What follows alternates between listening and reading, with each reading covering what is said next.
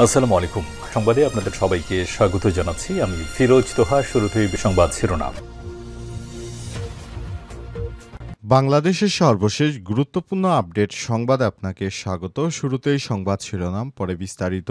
প্রথমে জানাব, রাজশাহীতে বিএনপির দুই পক্ষের মধ্যে সংঘর্ষে 2 দিনের জন্য 144 ধারা জারি। রাজশাহী গোদাগাড়ীতে বিএনপির প্রতিষ্ঠাবার্ষিকী উদযাপনকে কেন্দ্র করে দুই পক্ষের সংঘর্ষের ঘটনায় পৌরসভা এলাকায় 2 দিনের জন্য 144 ধারা জারি করেছে স্থানীয় প্রশাসন। মঙ্গলবার বিকেলে উপজেলার নির্বাহী কর্মকর্তার এক প্রজ্ঞাপনের মাধ্যমে এ বিষয়ে নিশ্চিত করা হয়েছে। সেখানে এখন 144 ধারা চলছে। এরপর জানাবো, নজরুল বিশ্ববিদ্যালয় ছাত্র সংসদ নির্বাচন নিয়ে আলোচনা, বাকবিতণ্ডায় ছাত্রদল ছাত্র শিবির। জাতীয় কবি কাজী নজরুল ইসলাম বিশ্ববিদ্যালয় ডিবেটিং সোসাইটির উদ্যোগে অনুষ্ঠিত হয়েছে ছাত্র সংসদ প্রত্যাশা ও সম্ভাবনা শীর্ষক বিশেষ অনুষ্ঠানে প্রশ্ন উত্তর পর্ব চলাকালীন একাধিকবার বাকবিতণ্ডায় জড়ান বিশ্ববিদ্যালয় শাখা ছাত্রদল ও ছাত্র শিবির। এদিকে শেখ হাসিনার উপদেষ্টা তারিক সিদ্দিকের মেয়ে বুশরার আয়কর নথি জব্দ। শেখ হাসিনার প্রতিরক্ষা বিষয়ক উপদেষ্টা মেজর জেনারেল অবসরপ্রাপ্ত তারিক আহমেদ সিদ্দিকের মেয়ে বুশরা সিদ্দিকের আয়কর নথি জব্দের আদেশ দিয়েছে আদালত। মামলার তদন্তকারী কর্মকর্তা এবং দুদকের সহকারী পরিচালক এস.এম. রাশেদুল হাসান এই আবেদন করেছেন। এদিকে ত্রয়োদশ জাতীয় সংসদ নির্বাচনের জন্য 10 লাখের বেশি কর্মকর্তাকে প্রশিক্ষণ দেবে ইসি। ত্রয়োদশ জাতীয় সংসদ নির্বাচন উপলক্ষে নির্বাচন সংশ্লিষ্ট কর্মকর্তাদের প্রশিক্ষণ কার্যক্রম শুরু করেছে নির্বাচন কমিশন ইসি। 10 লাখের বেশি প্রিজাইডিং পোলিং অফিসারকে প্রশিক্ষণ দেওয়া হবে। বিভিন্ন গ্রুপে শুরু হওয়া এই প্রশিক্ষণ কার্যক্রম ভোট গ্রহণের 4-5 দিন আগে শেষ হবে বলে জানিয়েছে কমিশন। এবং সর্বশেষ জানাবো, রাজধানীর মৌচাকে মসজিদে আগুন।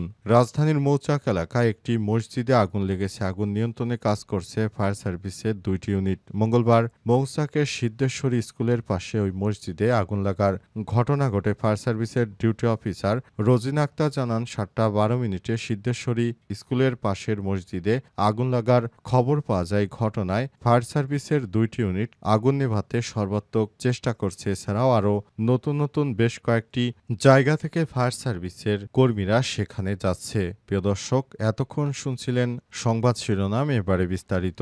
তবে তার আগে বন্ধুরা, অনুরোধ থাকবে এই সংবাদটিতে একটি লাইক দিন। এই চ্যানেলে আপনি নতুন হয়ে থাকলে আমাদের সংবাদটি দেখতে দেখতে চ্যানেলটি সাবস্ক্রাইব করে রাখুন। কমেন্ট করে বন্ধুরা আপনার মূল্যবান মতামত জানিয়ে দিন আপনি বিশ্বের কোন দেশ থেকে বা বাংলাদেশের কোন স্থান থেকে আমাদের সংবাদটি দেখছেন এবং শুনছেন। আর বন্ধুরা, এই সংবাদটি আপনার সোশ্যাল মিডিয়া ফেসবুকে শেয়ার করে বন্ধুদেরও দেখার সুযোগ করে দিন। এবারে বিস্তারিত।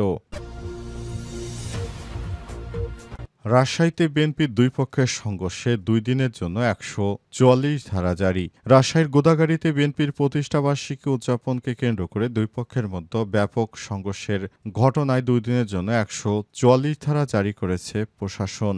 বিএনপির নেতৃত্ববৃন্দরা দুই পক্ষের মধ্যে এমনভাবে সংঘর্ষে জড়িয়েছে, পুরো এলাকায় আতঙ্ক সৃষ্টি হয়েছে। যেসব নেতাকর্মীরা এর আগে গর্তের মধ্যে লুকিয়েছিল, তারা শেখ হাসিনা পালিয়ে যাবার পর তারা গর্ত থেকে বেরিয়ে এসেছে। এখন তারা বড় বড় কথা বলতে শুরু করেছে। তারা এমনভাবে আচরণ করছে, মনে হচ্ছে তারা এই দেশের হত্যাকর্তা। তাই তারা শান্তিপূর্ণভাবে দেশের মানুষকে বসবাস করতে দিচ্ছে না। তাদের উদ্দেশ্য হচ্ছে তারা কিভাবে নানারকম সমস্যা ক্রিয়েট করতে পারে সেসব বিষয় নিয়ে তারা প্রতিনিয়ত নিজেদের মধ্যে আধিপত্য বিস্তার নিয়ে সব সময় মারামারি হানাহানিতে ব্যস্ত রয়েছে বিএনপি নেতৃত্ববৃন্দের কারণে এখন সারা দেশ জুড়ে তাদের চাঁদাবাজি এবং তাদের খুনখারাবিতে অতিষ্ঠ হয়ে পড়েছে দেশের নিরীহ জনতা। এখন তাদেরকে আর দেখতে পারে না কেউ। এ অবস্থায় নতুন করে তারা আবার নিজেদের মধ্যে সংঘর্ষে জড়াচ্ছে। অবস্থায় রাজশাহীতে তারা ব্যাপক আকারে সংঘর্ষে জড়িয়েছে এবং সেখানে 144 ধারা জারি করতে বাধ্য হয়েছে প্রশাসন। নজরুল বিশ্ববিদ্যালয় ছাত্র সংসদ নিয়ে আলোচনা বাকবিতণ্ডায় ছাত্রদল ছাত্র শিবির। জাতীয় কবি নজরুল বিশ্ববিদ্যালয় ডিবেটিং সোসাইটির উদ্যোগে অনুষ্ঠিত হয়েছে ছাত্র সংসদ প্রত্যাশা এবং সম্ভাবনা শীর্ষক বিশেষ অনুষ্ঠানে প্রশ্ন উত্তর পর্ব চলাকালীন একাধিকবার বাকবিতণ্ডায় জড়ায় বিশ্ববিদ্যালয় প্রশাসনের দুটি পক্ষ অর্থাৎ ছাত্র শিবির এবং বিএনপি। রাতে বিশ্ববিদ্যালয় জয়ধ্বনি মঞ্চে অনুষ্ঠিত এই আয়োজনে বিভিন্ন বিভাগের শিক্ষক সংগঠনের প্রতিনিধি, সাংবাদিক, শিক্ষার্থী প্রতিনিধি ও বিভিন্ন ক্লাবের সদস্যরা অংশগ্রহণ করেন। অনুষ্ঠানে প্রশ্ন উত্তর পর্ব চলাকালীন একাধিকবার বাকবিতণ্ডায় জড়ায় বিশ্ববিদ্যালয় শাখা, ছাত্র শিবির ও ছাত্রদলের নেতাকর্মীরা। আয়োজনের প্রথম পর্বে অনুষ্ঠিত হয়েছে সংসদীয় বিতর্ক। সংসদীয় বিতর্কের মশলে ছিল ছাত্র সংসদ নির্বাচন, শিক্ষা প্রতিষ্ঠানে ইতিবাচক রাজনৈতিক সংস্কৃতি গড়ে তুলতে বিতর্কে পক্ষ বিপক্ষ দলের বিশ্ববিদ্যালয়ের শিক্ষার্থীরা অংশগ্রহণ করে বিতর্ক শেষে উপস্থিত অতিথিদের কাছে ছাত্র সংসদ নিয়ে তাদের মন্তব্য জানতে চাওয়া হয় এবং শেষ পর্যন্ত সেখানে বিএনপির নেতৃত্ববৃন্দরা ছাত্র শিবিরের রণকৌশলের কাছে হেরে গেছে। তারা ছাত্র শিবিরের চৌকস মেধার কাছে বিএনপি পরাস্ত হয়েছে। শেখ হাসিনার উপদেষ্টা তারিক সিদ্দিকীর মেয়ে বুশরার আয়কর নথি জব্দ। শেখ হাসিনার প্রতিরক্ষা বিষয়ক উপদেষ্টা মেজর জেনারেল অবসরপ্রাপ্ত তারিক আহমেদ সিদ্দিকের মেয়ে বুশরা সিদ্দিকের আয়কর নথি জব্দের আদেশ দিয়েছে আদালত। মঙ্গলবার মামলার তদন্তকারী কর্মকর্তা এবং দুদকের সহকারী পরিচালক এস.এম. রাশেদুল হাসান এই আবেদন করেন। দুদকের প্রতিবেদনের পরিপ্রেক্ষিতে ঢাকার মহানগর সিনিয়র স্পেশাল জাজ আদালতের ভারপ্রাপ্ত বিচারক ইব্রাহিম মিয়া এ আদেশ দেন। বিষয়টি নিশ্চিত করেছেন দুদকের উপপরিচালক জনসংযোগ মোহাম্মদ আক্তারুল ইসলাম। দুদকের আবেদনে বলা হয়েছে, মামলার এজাহার নামীয় আসামি বুশরা সিদ্দিকের বিরুদ্ধে দুদকের মামলাটি তদন্তাধীন। তদন্তকালে প্রাপ্ত রেকর্ড ও তথ্য পর্যালোচনা করে দেখা যায় যে আসামি বুশরা সিদ্দিক কর সার্কেল ১৭৪ কর অঞ্চল, ঢাকা ০৮-এর একজন আয়করদাতা।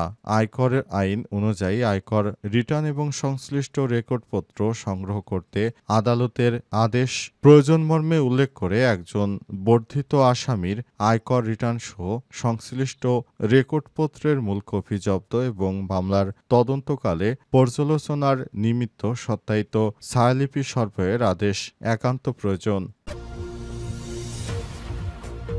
ত্রয়োদশ জাতীয় সংসদ নির্বাচনের জন্য ১০ লাখের বেশি কর্মকর্তাকে প্রশিক্ষণ দিবে ইসি। ত্রয়োদশ জাতীয় সংসদ নির্বাচন যেন সুষ্ঠুভাবে আয়োজন করা যায় সেজন্য সরকারের পক্ষ থেকে সর্বাত্মক প্রচেষ্টা চালানো হচ্ছে। বিশেষ করে এই নির্বাচনকে সামনে রেখে যেন ভবিষ্যৎ কর্মপন্থা পরিকল্পনা করা যায় সেজন্য অন্তর্বর্তীকালীন সরকারের প্রধান উপদেষ্টা প্রফেসর ড. মোহাম্মদ ইউনূসের সরকার সব রকমের প্রস্তুতি নিতে শুরু করেছে। এরই ধারাবাহিকতায় ১০ লক্ষ কর্মচারীকে এ বিষয়ে প্রশিক্ষণ দেওয়া হচ্ছে যাতে করে তারা নির্বাচন চলাকালীন একটি সুন্দরভাবে একটি নির্বাচন উপহার দিতে পারে। এজন্য ইসির পক্ষ থেকে সর্বাত্মক প্রচেষ্টা চালানো হচ্ছে। অন্তর্বর্তীকালীন সরকারের প্রধান উপদেষ্টা প্রফেসর ড. মোহাম্মদ ইউনূসের সরকার জানিয়েছেন, অন্তর্বর্তীকালীন সরকারের প্রধান উপদেষ্টা বাংলাদেশটাকে যেন ভালো পর্যায়ে নিয়ে যাওয়া যায় সেজন্য তিনি সর্বাত্মক প্রচেষ্টা চালিয়ে যাচ্ছেন এবং নতুন বাংলাদেশ গড়ার দৃঢ়প্রত্যয় ব্যক্ত করেছেন। এর ধারাবাহিকতায় তিনি নতুন বাংলাদেশ গড়ার জন্য সুষ্ঠুভাবে নির্বাচন আয়োজনের জন্য সব রকম প্রস্তুতি গ্রহণ করছেন, যেটা দেশের মানুষের দীর্ঘদিনের প্রত্যাশা ছিল। এই ধারাবাহিকতায় এবার নতুন করে ১০ লক্ষ কর্মকর্তাকে প্রশিক্ষণ দেওয়ার ঘোষণা দেওয়া হয়েছে। ইসি রোডম্যাপ অনুযায়ী আগামী ১৬ সেপ্টেম্বর থেকে ৩০ নভেম্বরের মতো জাতীয় সংসদ নির্বাচন উপলক্ষে টিওটি ট্রেনারদের প্রশিক্ষণ অনুষ্ঠানের জন্য পরিকল্পনা প্রণয়ন ও নির্দেশনা প্রদান করা হবে।